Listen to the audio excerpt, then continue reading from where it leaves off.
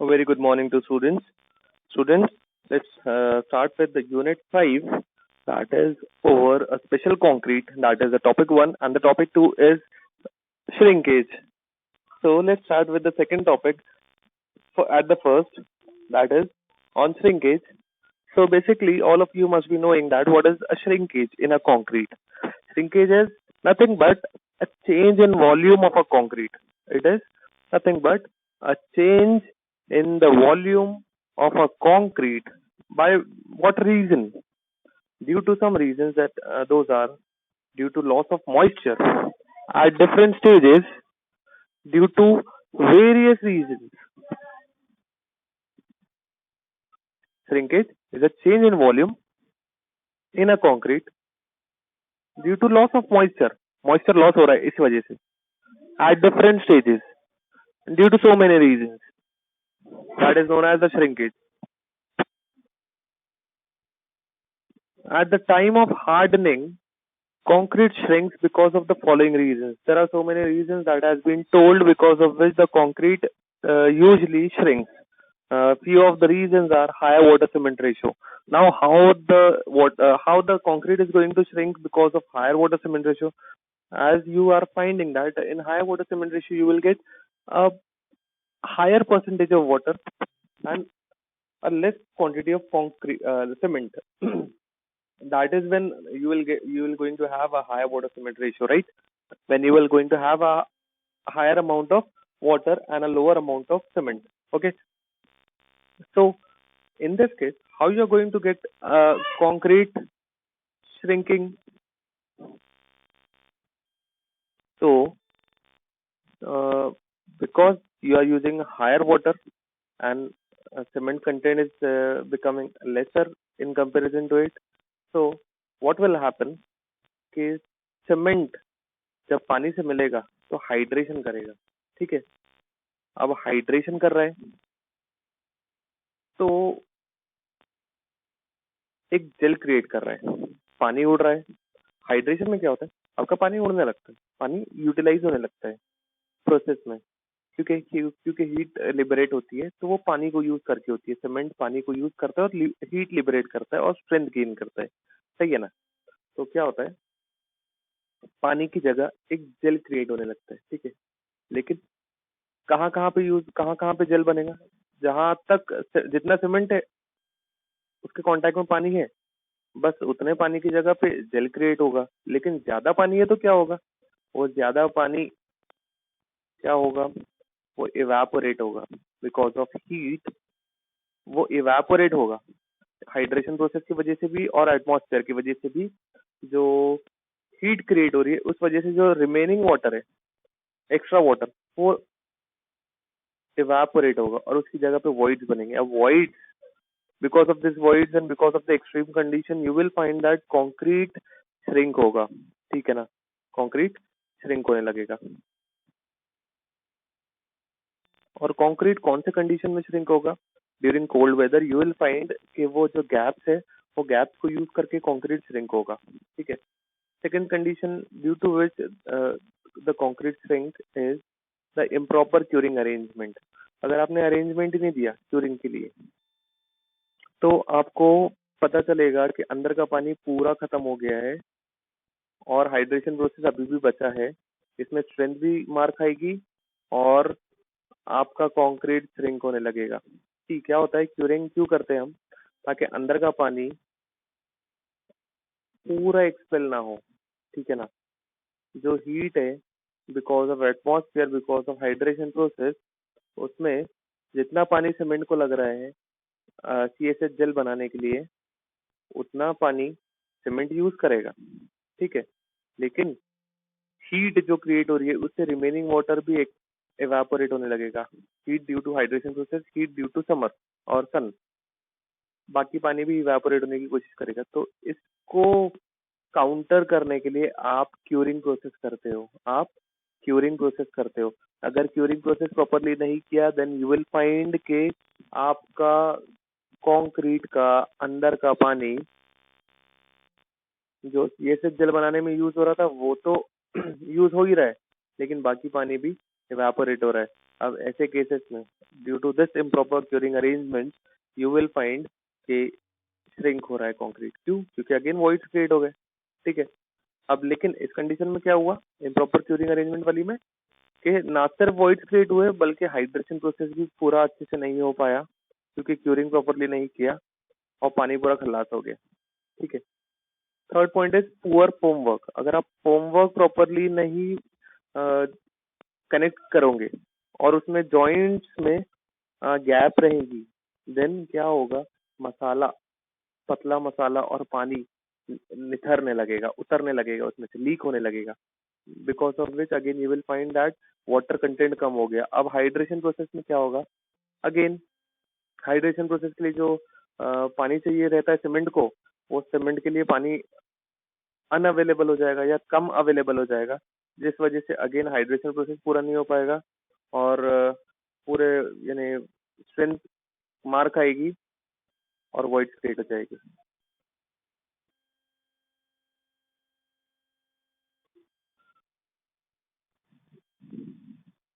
तो आगे बढ़ते हैं हम। It has been seen that shrinkage can not be eliminated completely. आप चाहो तो कम्प्लीटली एलिमिनेट कर ही नहीं सकते हो श्रिंकेज को, but shrinkage can be reduce to some extent by taking some of the following measures.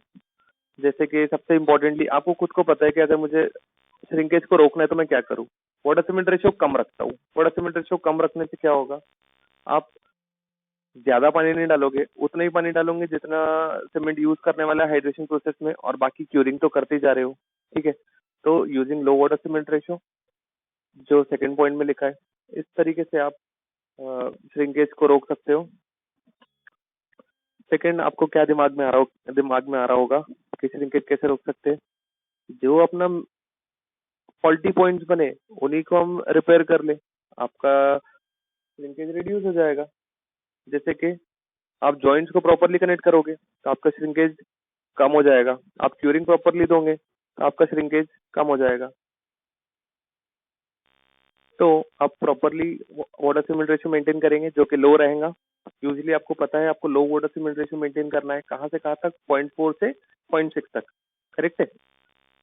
Improper curing arrangement नहीं होना चाहिए, curing arrangement should be proper, homework connection should be proper. ऐसे करके आप रिड्यूस कर दोगे आपके श्रिंकेज को। ठीक है।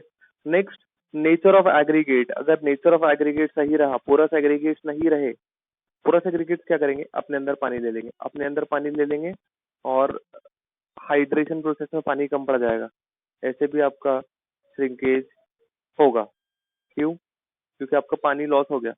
अब देखिए एक चीज और, श्रिंकेज हाइड्रेशन प्रोसेस जब हो रहा है और हाइड्रेशन प्रोसेस में पानी अगर कम पड़ता है तो उसी समय आपके कंक्रीट का साइज छोटा हो जाएगा। अब ये चीज याद रखिए। जैसे कि नेचर ऑफ एग्रीगेट, अगर पोरस एग्रीगेट लिया आपने तो क्या होगा, पानी पूरा एग्रीगेट पी लेगा, तो हाइड्रेशन प्रोसेस के लिए पानी कम पड़ जाएगा और जब हाइड्रेशन होगा तो पानी अवेलेबल ही नहीं रहेगा और कंक्रीट का साइज छोटा होता चला जाएगा। और एक एग्जांपल यहाँ पे बताया गया है कि climatic condition.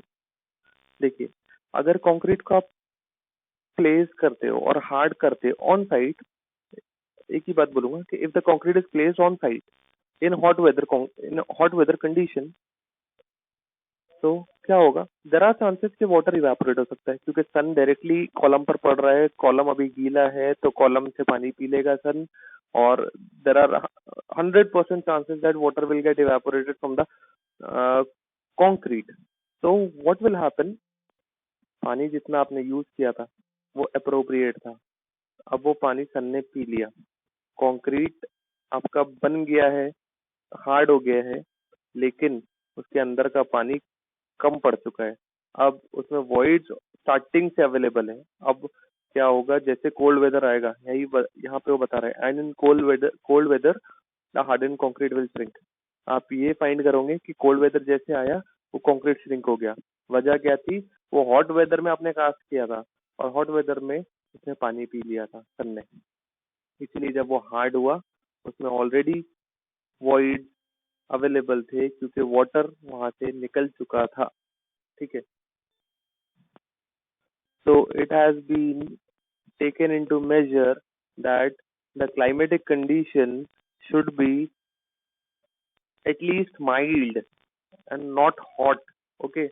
In hot weather also you are suggested to cast the concrete during night time, midnight time. Okay, so that you will have an ambient temperature to cast the concrete so that the water from the concrete will not get expelled out because of the heat of the sun. Okay, so these are the measures. इसके अलावा देखिए climatic condition, water cement ratio, nature of aggregate के अलावा भी जो point है जिस वजह से आप श्रिंकेज को कुछ हद तक रोक सकते हो वो है कि आपके फॉर्मवर्क के जॉइंट्स प्रॉपर हो और क्यूरिंग अरेंजमेंट प्रॉपर हो. ठीक है. So this is all about the shrinkage, how the shrinkage takes place, and what are the measures to reduce the shrinkage to certain extents. Okay. Now let's come to the types of shrinkage. So basically, there are two types of shrinkage. One is plastic shrinkage, which is also called as and initial shrinkage. देखिए plastic shrinkage मतलब when the concrete is in plastic stage. ठीक है. इसको बोलते हैं starting में shrinkage होना, जो मैंने आपको ऑलरेडी बता चुका हूँ. ठीक है. Plastic shrinkage is the shrinkage that takes place in the initial stage. Okay. And the second one is called as a drying shrinkage, which takes place after the concrete has been hardened. Okay. After that, there is also a type of shrinkage that is called as a differential shrinkage. We will be talking about that also in the later ahead. So let's first start with the plastic shrinkage, which is also called as an initial shrinkage. This shrinkage occurs as soon as the concrete is placed in the formwork while the concrete is still in the plastic stage. ठीक है, इसके ऊपर तो बात हो गई है.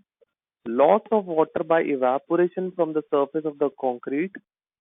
Loss of water by evaporation from the surface of the concrete or loss of water by absorption by the aggregate are believed to be the reason for plastic shrinkage. देखिए प्लास्टिक श्रिंकेज कब हो रहा है? When the concrete is in plastic stage. तो plastic stage में क्या क्या condition हो सकती है? सबसे पहली चीज कि सन की वजह से वाटर इवेपोरेट हो गया, जिसके ऊपर हमारी बात होगी.